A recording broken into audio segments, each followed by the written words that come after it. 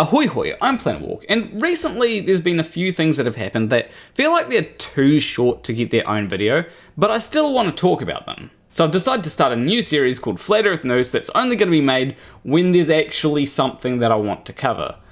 Hold on. What do you mean it's already a series that I do? So I've just been informed that I already have a series called Flat Earth News, I just haven't made a new video for it in like 1.5 years. So I guess I'm bringing it back at least for this video, who knows? I may make another Flat Earth News in a month, I may make another one in 2024. The important thing is that the show hasn't really changed at all, it's still not completely about Flat Earth, and we still have the same old intro. So let's get into it.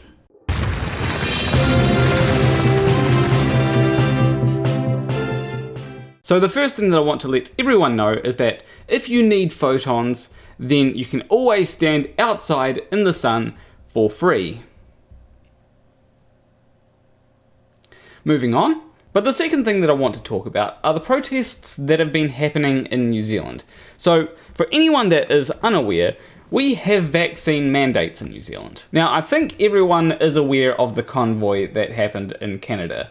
But some bright people in New Zealand decided, you know, what if we did the exact same thing as the Canadians? Except there was a small problem that stopped them from doing the exact same thing as the Canadians. And that is, half of New Zealand's population has not appeared on ice road truckers. So what happened instead is the people that wanted to do what Canada was doing decided that they were really into camping all of a sudden.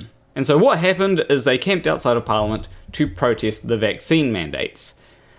Kind of. You see, initially I think most people probably were there because of vaccine mandates. I even saw someone say, I'm not against vaccines, I have been vaccinated, I just don't like the mandates. But then the crazies arrived, and so you had some people saying, you know, end the mandates. But then you had other people saying that the vaccine is somehow a genocide. I'm still alive and I've had my booster. I just realized that I looked at the wrong arm. I actually got it in this arm, but you don't know that, so just ignore what I've just said there. But I'm getting sidetracked. Anyway, the thing I'm about to tell you is real. It's not made up. The protesters, not all of them, but some of them, started wearing tinfoil hats. You cannot make this up. How do they not realize that tinfoil hats are a universal sign of crazy people?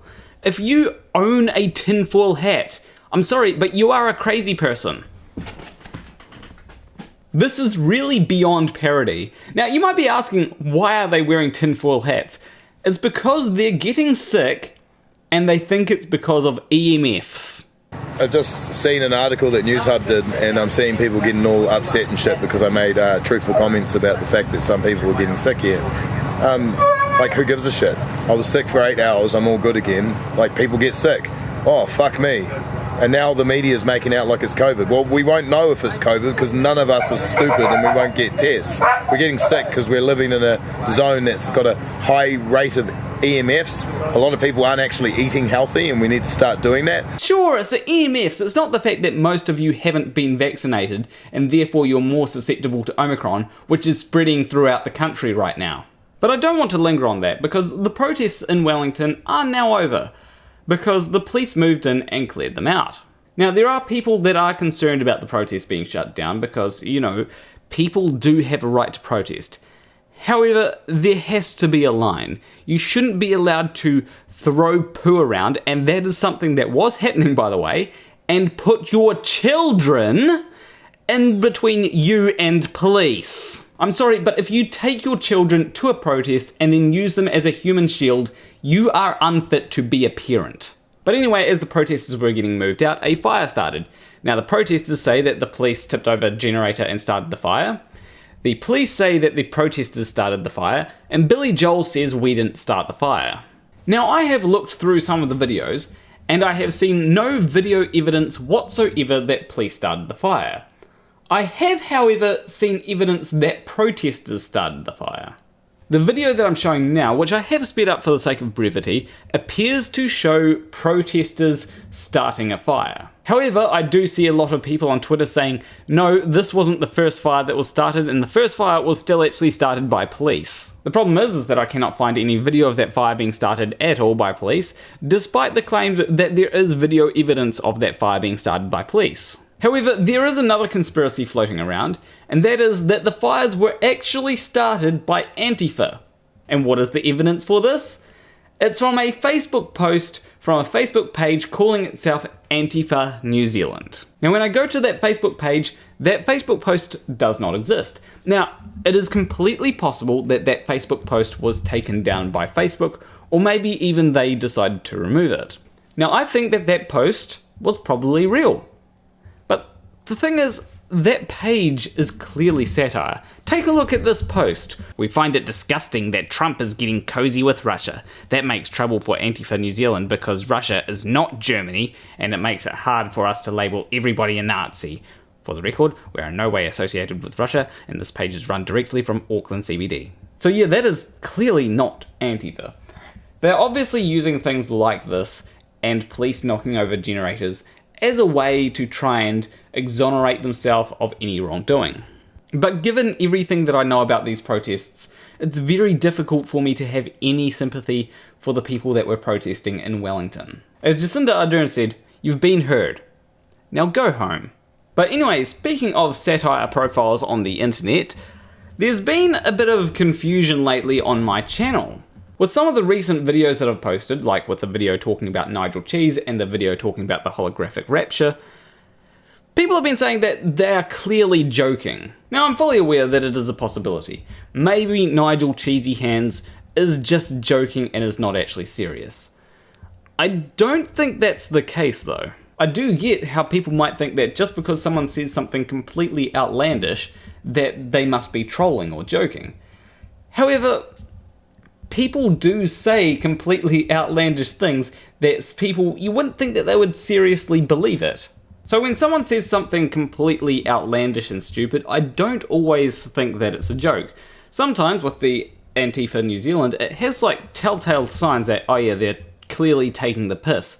But in Nigel Cheesy Hands' case, he has made no indications that what he's saying is meant to be a joke. I've also delved a bit into the Nigel Cheesy Hands rabbit hole, and it seems like he's more of a snake oil salesman than someone that's trying to take the piss. As with the holographic rapture guy, people did point out that he said, you know, that they're gonna say that the aliens came from caverns within Uranus. Now, it does sound like he's taking the piss, right?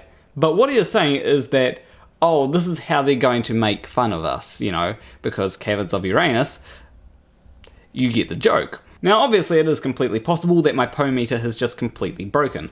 I do spend a lot of time talking about flat earthers. But the next thing that I want to talk about is another thing that people have been commenting about. So this is going to sound really counterintuitive, but when an object experiences a buoyant force, that buoyant force has nothing to do with that object's density.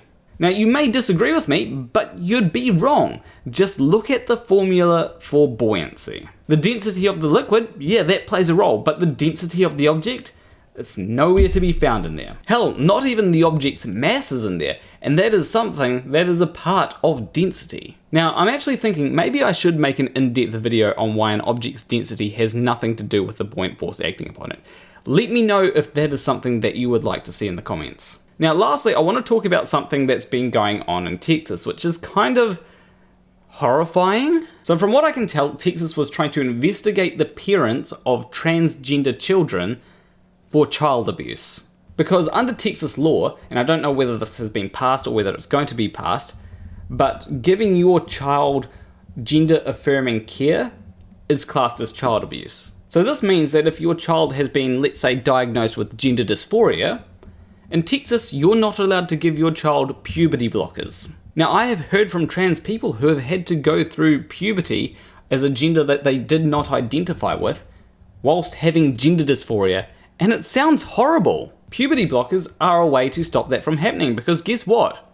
Puberty isn't reversible. For example, as someone who has gone through puberty, it's a shocker, I know, if I don't want to have a beard, I need to shave. And yeah, I get that it's more of an inconvenience, unless I want a beard, in which case it's more just inconvenient that my beard won't grow in the way that I want it to. And there is laser surgery, but that is a surgery. That is like saying, oh, getting boobs from a female puberty is reversible. You can just get them surgically removed. Obviously, there are other changes that puberty brings. I just used the first one that came to my mind. But my point is, giving puberty blockers to children that have gender dysphoria is not child abuse. In fact, it's more abusive to me to stop children who have gender dysphoria from accessing those puberty blockers. I mean, it's not legal to prescribe cis children puberty blockers for various reasons, so why would it be illegal to prescribe it to trans children? But the good news is that Texas courts have halted investigations into the parents of trans children.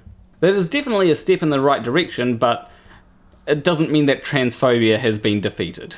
But anyway, this has been a bit of a weird video because I actually remembered one of the reasons why I did stop making these videos, and that was because quite often I have topics that I want to talk about, but I don't know how to express all my thoughts on those topics. Particularly when you want to get through multiple topics and make sure that certain topics aren't just, oh, this happened, moving on. But with that, leave a like and subscribe if you like this video. Leave a comment letting me know if you'd like another one of these sorts of videos, and I might make another one in a couple of years. But anyway, I will see you in the next video. Between you and me, thank you for watching.